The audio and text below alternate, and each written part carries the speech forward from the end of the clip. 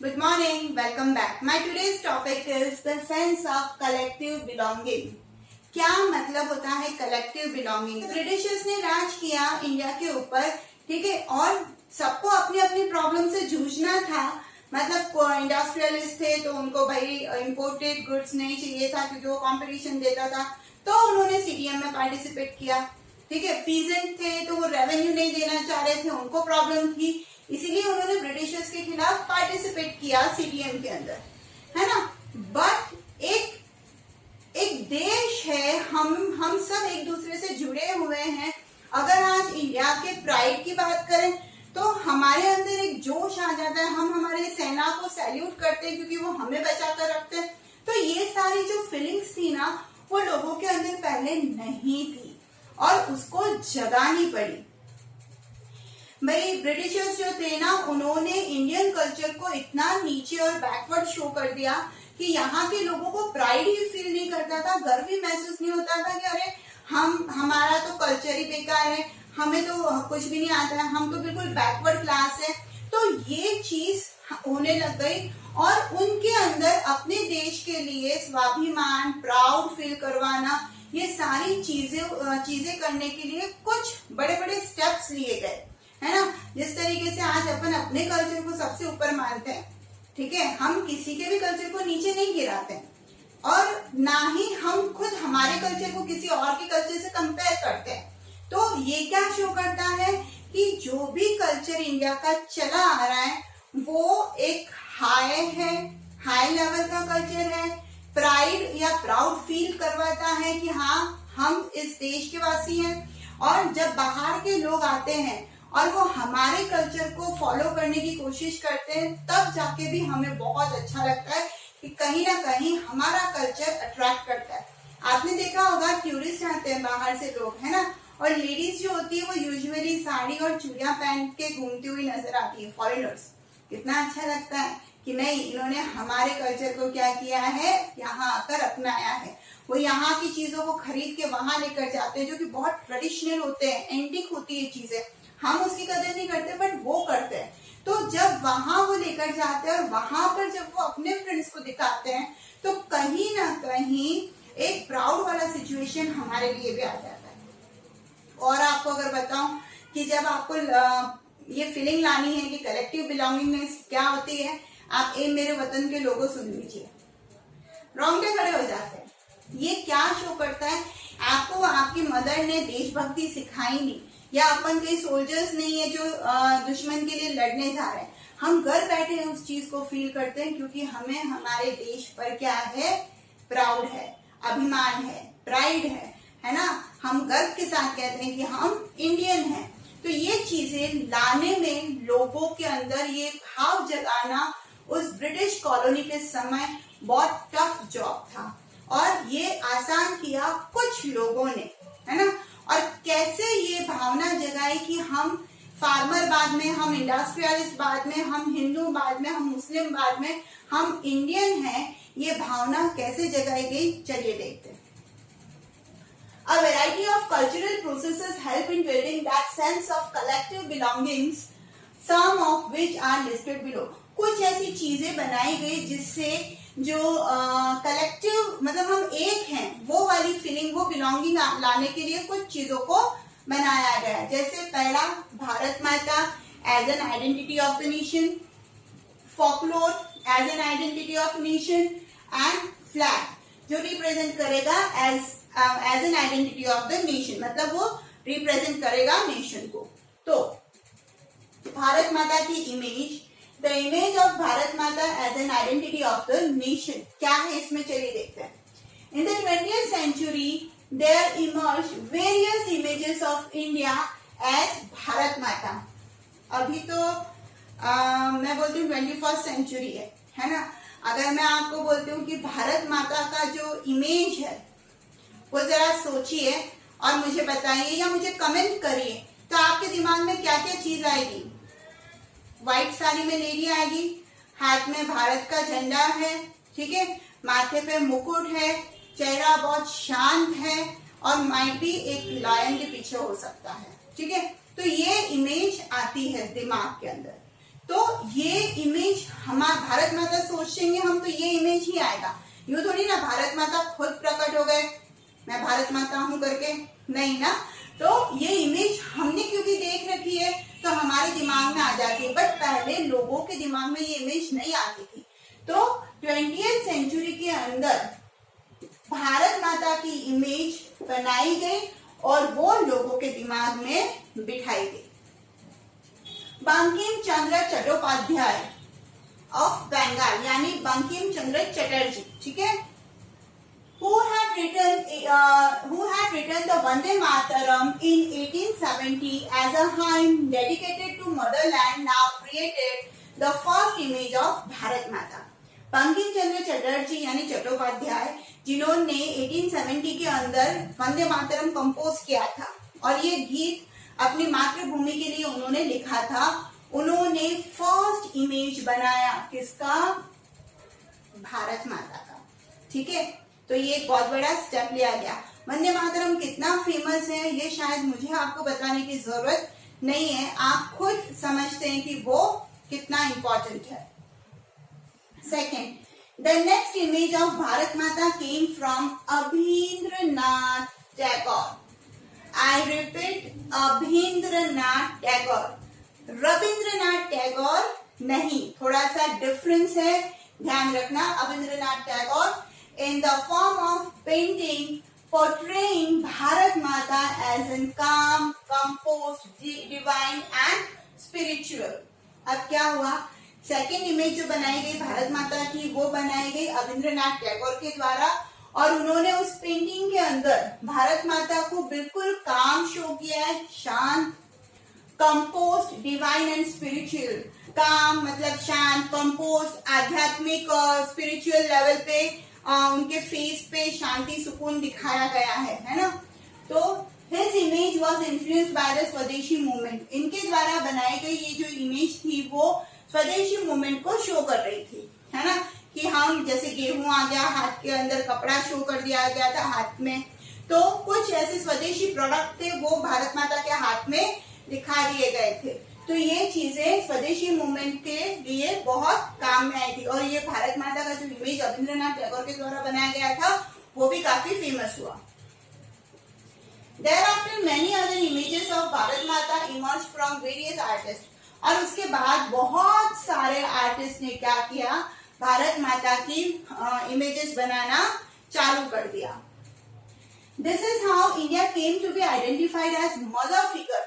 और इस तरीके से भारत माता की एक इमेज इंडिया के जो लोग थे वो आइडेंटिफाई करने लग गए थे and gave people a sense of collective belongingness under Bharat माता। और जैसे भारत माता का नाम लोग लेते थे तो वो अपने आप को एक बैनर तले सिमटा हुआ पाते थे, मतलब कि हाँ मैं इस कंट्री का पार्ट हूँ, है ना। तो हमने फर्स्ट पॉइंट भारत माता देख लिया है। चलिए चलते second point, folklore. Second, folklore. Folklore मतलब पौराणिक कथाएं, कहानियां, ठीक है। Folklore as an identity of the nation. लोगों को पौराणिक चीजों से, पौराणिक कथाएं सुनाकर उनसे जोड़ना, ये भी एक क्या हुआ? कलेक्टिव बिलोंगिंग हुई, ठीक है। To create a sense of belongingness, folklore was essential to restore a sense of pride। अगर आज हमें हमारे पुराने हमारे पूर्वजों ने क्या किया है ये पता चलता है तो हमें अपने आप में अभिमान होता है। जैसे अगर हूँ कि मैं राजस्थानी हूँ तो मुझे बड़ा प्राउड फील होता है कि मैं उस भूमि से हूँ जहाँ पर महाराणा प्रताप हुआ करते थे, है ना, जिन्होंने दुश्मनों के सामने कभी अपना सर नहीं झुकाया। तो ऐसे में क्या होता है, मुझे प्राउड फील होता है और ये मुझे कलेक्टिव बिलोंगिंग की फीलिंग को जनरेट करवाता है ना। अगर आज मैं बोलती हूँ कि मैं महाराष्ट्र से जुड़ी हुई हूँ तो मुझे शिवाजी महाराज का नाम राज्य लेने में मैं मतलब उनको भगवान के समान पूछूंगी। क्यों? क्योंकि वो मुझ में प्राउड फील करवाते हैं, है ना, अपने आप में कि मैं उस भूमि से हूँ जहाँ पर ये पैदा हुए थे। तो ऐसी चीजें लोगों को कैसे पता चलेगी? आज हमें क्यों पता चल रही है कि हम बुक्स में पढ़ते हैं, हम उनके ऊपर बनी हुई मूवीज को देखते हैं, बट पहले तो ऐसा कुछ था नहीं। तो वो जो चीजें थी वो लोगों के अंदर लाने के लिए पौराणिक कथाओं को एज ए आइडेंटिटी लिया गया, एज ए सिंबल लिया गया, ताकि लोग इससे समझे कि क्या हुआ करता था, कहानियों से समझे, है ना, नाटक से समझे, गीतों से समझे। तो ये चीज आई। इन बंगाल, अब बंगाल की बात कर रहे हैं तो वहां पर अब famous writer Rabindranath Tagore himself began to revive the folk songs, dances, folk tales, cultures, tradition, rhymes, hymns, stories, etc. Rabindranath Tagore ने क्या किया, अपने लोगों को जोड़ने के लिए, उनमें प्राउड की भावना जगाने के लिए क्या किया, फोक सॉन्ग्स का सहारा लिया, लिखे उन्होंने, डांसेस उन्होंने तो नहीं किए बट हाँ प्रमोट किया, फोक टेल्स जो कहानियां लिखी गई, कल्चर, कला और संस्कृति को लोगों के सामने प्रेजेंट किया गया, राइम्स बनाए, हाइम्स बनाए, स्टोरीज बनाई और लोगों के सामने रिप्रेजेंट करे कि हम किस महान देश से बिलोंग करते हैं और हम सब एक हैं। In Madras, Natesa Shastri published a 4-volume of collection of the Tamil folk tales, the folklore of southern India. He believed that this was national literature manifesting the real thoughts and characteristics of the people of India. अब मद्रास के एक बहुत ही जाने माने writer नतेशा Shastri, जिन्होंने 4-वॉल्यूम collection Tamil की कहानियों पे लिखा, वो उसका नाम था the folklore of southern India. तो इस बुक के जरिए नतेशा शास्त्री ने ये बताया कि ये बुक एक नेशनल लिटरेचर को शो करता है और ये यहाँ के जो रियल थॉट्स है और जो कैरेक्टरिस्टिक्स थे लोगों के, जो विशेषताएं थी यहाँ के लोगों की, वो रिप्रेजेंट करता है। और इसको पढ़ने के बाद लोगों के अंदर प्राउड जागेगा, वो अपने देश पर गर्व करेंगे। तो यहाँ पर हमने second point the folklore discuss कर लिया। 2 ही पॉइंट आ रहे हैं, रविंद्रनाथ टैगोर और दूसरा मद्रास के नतेशा शास्त्री। तीसरा जा रहे हैं अपन फ्लैग के ऊपर। Flag as an identity of the nation. During the swadeshi movement, flag began to be used to create a sense of collective belongingness. आपने ये तो सुन रखा होगा कि जब कभी भी है ना झंडे की बात करते हैं, जैसे आपने तानाजी मूवी देखी होगी, तो भगवा कलर के फ्लैग को बहुत बड़ा इम्पोर्टेंस दिया गया है ना। जब वो झंडे के जब वो किले के ऊपर भगवा कलर का झंडा लहराता है तो ये शो करता है कि हाँ ये शिवाजी महाराज का है। और जब वो झंडा नहीं होता है और हरा झंडा या दूसरा झंडा चढ़ जाता है तो वो शो करता है कि अरे ये तो मुगल के हाथ में किला चला गया है। तो ऐसे में फ्लैग जो है ना वो अपने आप में बहुत बड़ा रोल प्ले करता है और वो एक यूनाइट करता है, फीलिंग लेकर आता है कौन सी, कलेक्टिव बिलोंगिंगनेस की।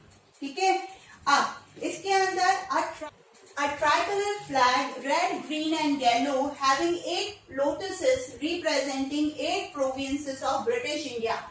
अब उस फ्लैग को ट्राइकलर का ही बनाया गया, उसमें रेड, ग्रीन और येलो कलर्स थे, साथ ही साथ में उसके ऊपर 8 लोटस यानी 8 कमल बनाए गए थे, जो ब्रिटिश इंडिया का जो प्रोविंसेस थे, जो एरियाज थे, उसको रिप्रेजेंट कर रहे थे। और उसके ऊपर क्या था, क्रिसेंट मून, एक चंद्रमा, क्रिसेंट वाला चंद्रमा बना हुआ था जो हिंदू और मुस्लिम दोनों को ही रिप्रेजेंट कर रहा था। मून जो है वो हिंदुओं में भी बहुत बड़ी मान्यता रखता है। करवा चौथ के व्रत तुलसी को देखकर खोले जाते हैं और ईद का त्योहार जो है वो मून पे ही रिप्रेजेंट करता है, तो उसके ऊपर मून बनाया गया। ठीक है, फिर by 1921 Gandhi ji design the Swaraj flag. 1921 में क्या हुआ, गांधी जी ने एक फ्लैग डिजाइन किया और उसको नाम दिया Swaraj flag. It was again a try colour, वो भी ट्राई कलर का था, रेड, ग्रीन और अब उसमें व्हाइट कलर था विद अ स्पिनिंग व्हील, है ना, घुमावदार चक्र उसके ऊपर बना हुआ था। इन द सेंटर, उनके मध्य में, उस ट्राई कलर के मध्य में एक स्पिनिंग व्हील बना हुआ था, representing Gandhian ideal of self help. अब है ना, गांधी जी ने बीच में एक बार चरखा भी लगवाया था, स्पिनिंग व्हील, चरखे जैसा, है ना, वो भी बनवाया था, जो गांधीयन स्टाइल को रिप्रेजेंट करता था कि खुद की मदद खुद करिए, और फिर वो अशोक चक्र में कन्वर्ट हुआ। आई थिंक फ्लैग क्लियर हो गया होगा। 2 ही पॉइंट है, एक ट्राई कलर जो रेड ग्रीन येलो जिसमें लोटस बने हुए थे एक, और एक साइड में क्या था, क्रिसेंट मून था। फिर स्वराज फ्लैग जो कि गांधी जी ने डिजाइन किया 1921 में, जो कि red green white try colour का था, और मिड में स्पिनिंग व्हील था। अब अपन चलते हैं history as an identity of the nation. Indians begin to look into the past to discover India's great achievement. हुआ ये कि जब ब्रिटिशर्स ने और मुगलों ने और जो भी अफगानीज आए, उन सब ने क्या किया, अपने कल्चर को, अपनी संपत्ति को सब लूट लिया और एक तरीके से अपनों को बैकवर्ड घोषित कर दिया था। बट अब यहाँ पर हमारा इतिहास ही हमें अपने लोगों पर, अपने कल्चर पर प्राइड करवाने पे मजबूर करने वाला था। लोगों ने खोज करना चालू किया कि आखिर हमारा जो इंडिया का पास्ट है वो कैसा है और हमारे अचीवमेंट्स क्या हैं। They wrote about the glorious development in ancient time. उन्होंने लिखना चालू किया कि किस तरीके से भारी और अच्छे डेवलपमेंट्स इंडिया के लोगों ने किए, चाहे वो art, architecture, science, mathematics, religion, culture, philosophy, trade, craft, और ये सब किस तरीके से फ्लोरिश हुआ इंडिया के अंदर, ये सब बताना उन्होंने चालू किया। तो ये 4 ऐसी चीजें हैं जिससे हमें क्या हुआ, पता चला, और एक कलेक्टिव बिलोंगिंगनेस की फीलिंग हमारे दिलो दिमाग में आने लग गई, है ना। तो इस पूरा जितना भी अभी तक आपने पढ़ा है उस पे बनता है एक question. Explain the 4 cultural processes through which Indian nationalism captured people's imagination. ऐसे 4 cultural processes के बारे में लिखिए जो लोगों के इमेजिनेशन में इंडिया की देशभक्ति को जाहिर करता है। क्वेश्चन अगर घुमा के पूछा गया तो, और how did cultural processes help in creating a sense of collective belongingness in India explain. Question कैसे भी पूछा जा सकता है, आपको ये 4 पॉइंट लिखने होंगे। आप चाहे तो इसको थोड़ा सा शॉर्ट करके लिख सकते हैं, बट लिखने आपको 4 के 4 ही पड़ेंगे। तो आई होप ये वीडियो क्लियर हो गया होगा। तो लाइक करिए और पढ़ते रहिए social studies with Sangeeta. Thank you so much.